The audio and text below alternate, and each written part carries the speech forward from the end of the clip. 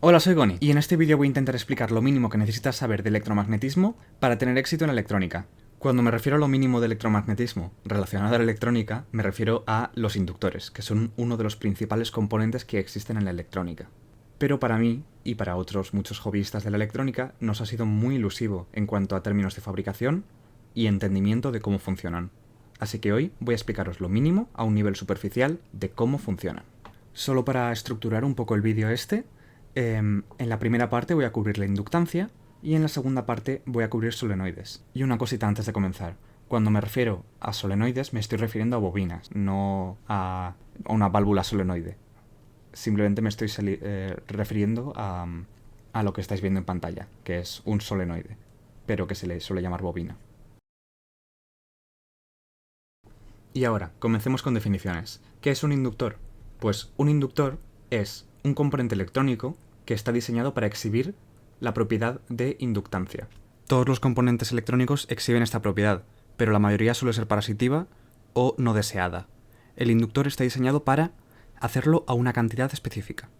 Y ahora os preguntaréis, ¿qué es la inductancia? Y la respuesta más simple que os puedo dar es que la inductancia es una propiedad de los circuitos eléctricos, especialmente en bobinas, que mide la capacidad de un conductor para oponerse a cambios en la corriente eléctrica que lo atraviesa. Y esta oposición se debe al campo magnético generado por la corriente, el cual induce un voltaje que tiende a mantener constante dicha corriente. Pero lo que os importa de todo lo que acabo de decir es la capacidad de un conductor para oponerse a los cambios de corriente. Ya está, eso es todo. Todo lo que os tiene que interesar para la electrónica. Tiene unas formulitas, tiene más cosas, pero en principio es eso. Vale, y ahora que tenemos esos dos conceptos claros, os voy a presentar con la ecuación. Aquí la tenéis. No es súper complicada, pero sí que tengo que explicar unos conceptos. L es la inductancia medida en henrios. N es el número de espiras que tiene el solenoide. A es la sección transversal en metros cuadrados. Y L es la longitud del solenoide en metros. Y mu, que es la U rara con la colita, es la permeabilidad. Vale, ahora os voy a explicar cómo conseguir A y mu, porque en este caso no son tan fáciles como sacar la regla y medir cómo de largo es el inductor. Ahora voy a enseñaros cómo calcular mu, la permeabilidad del núcleo. Para calcular la permeabilidad del núcleo se ha de calcular la permeabilidad relativa del material que vayas a usar, si es aire es 1, si es vacío es 1, con la permeabilidad del vacío, que es la misma del aire, que es... espera que lo lea esto. 4pi por 10 a la menos 7. Pues eso es la permeabilidad de vacío. Pero si tienes un material como acero, ferrita, cualquier cosa, puede ser 500, puede ser 700, la permeabilidad relativa. Entonces mu será más alto. ¿Vale? Esta es la fórmula de mu. Aplicadla. Ahora para el cálculo de A, que va a ser en solenoides. A va a ser pi por r al cuadrado. ¡Wow! Sección transversal de un solenoide. Espero que tengáis un entendimiento más o menos de cómo se aplica esta ecuación, sobre todo en el escenario del solenoide, que es el que me voy a centrar hoy. Pero igualmente, si queréis alguna clarificación, podéis hacer vuestra propia investigación, incluso preguntarme en los comentarios o en el servidor de Discord, no tengo ningún problema. Y en el último momento, cuando me estaba preparando para hacer la parte práctica, me encontré con este software llamado Coil64, que puede ayudar un montón con los cálculos de inductancia, longitud, diámetro, todo eso. Si queréis echarle un ojo, sois libres. Está hecha para la gente de radiofrecuencia, pero bueno, nosotros nos servirá también. Y bien, ahora que tenemos todo claro, vamos a comenzar la parte práctica, donde voy a fabricar un solenoide desde cero. Lo primero que hay que hacer es marcarnos un objetivo de inductancia.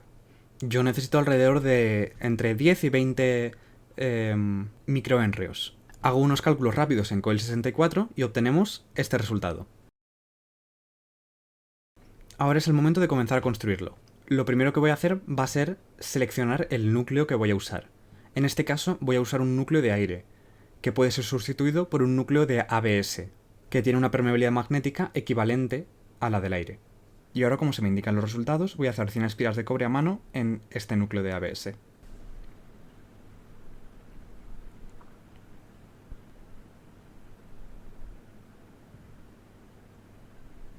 Y ahora, después de enrollar el inductor, voy a pelar las puntas de los cables, ya que estos cables tienen un barniz que no permite que se haga contacto entre ellos, pero se puede quitar fácilmente con una lija. Y finalmente aquí tenemos nuestro inductor de 15 microhenrios, con una longitud total de 21 milímetros, 100 vueltas y una resistencia aproximada de 1 ohmio, que vamos a comprobar ahora. Y aquí tenemos el resultado de las pruebas. Es 1,8 porque se añade mucha resistencia de los contactos de los cocodrilos que estoy usando y imprecisiones del potenciómetro, del multímetro. Pero igualmente es la cantidad de cable que he añadido. Y ahí lo tenéis. Nuestro inductor más o menos casero. Y justo cuando estaba a punto de terminar de editar este vídeo, me llega un paquete con un surtido de inductores que necesitaba para este vídeo. Me van a servir mucho más de los que puedo hacer en casa, y la moral de la historia es: si lo podéis comprar en Amazon, compradlo en Amazon, que no vale el esfuerzo de hacerlo tú. Pero si lo puedes hacer tú, también está guay.